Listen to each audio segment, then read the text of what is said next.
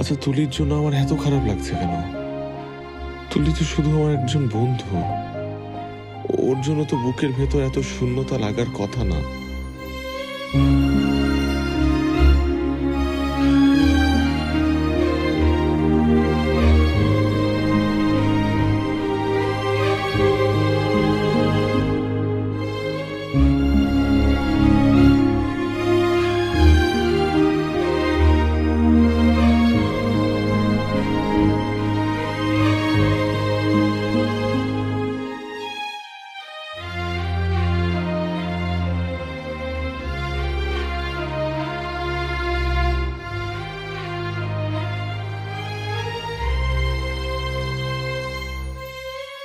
তুলিকে ছাড়া তো দেখি একটা দিনই কাটাতে পারছি না।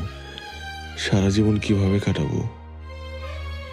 তার মানে কি আমি তুলিকে ভালোবাসি?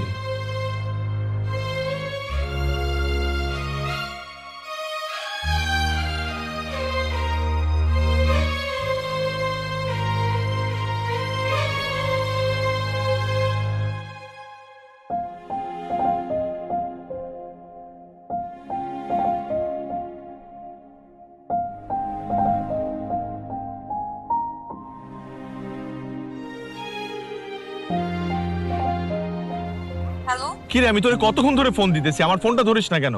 আরে আমার ফিয়ন্সি ফোন করছে, 2 ঘন্টা যাবত কথা বলতেছি, কত যে কথা তার, ফোন রাখতেই চায় না।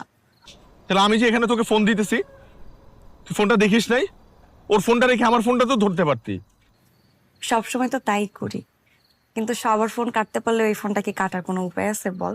শত হোক আমার হবু জামাই। আচ্ছা শোন না, তুই ফোন রাখ, আমার ঘুমাইতে হবে, তার সাথে একটু কথা আছে সেটা শেষ করতে হবে। কাল সকালে আমাকে বলছে শপিং এ নিয়ে যাবে, কালকে বিয়ের শাড়ি কিনতে যাবো। কি রঙের শাড়ি পরবি বিয়ের দিন?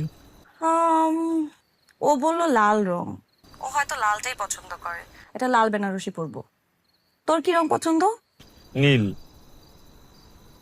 আমি হলে তোকে নীল বেনারসি কিনে দিতাম। নীল রঙে তোকে অপ্সরীর মতো লাগতো। হঠাৎ তোর কি হইলো বলতো? একবার আমাকে বলতেছিস অপসরীর মতো লাগতেছে, একবার পরীর মতো লাগতেছে। এই পেতনিকে তোর এত ভালো লাগার কিভাবে শুরু হইলো? পরী কিভাবে হয়ে গেল পেতনি থেকে? হ্যাঁ, পেতনি তো মজা করে বলতাম, তুই তো সবসময় আমার কাছে পড়ে। সত্যি বলতেছিস?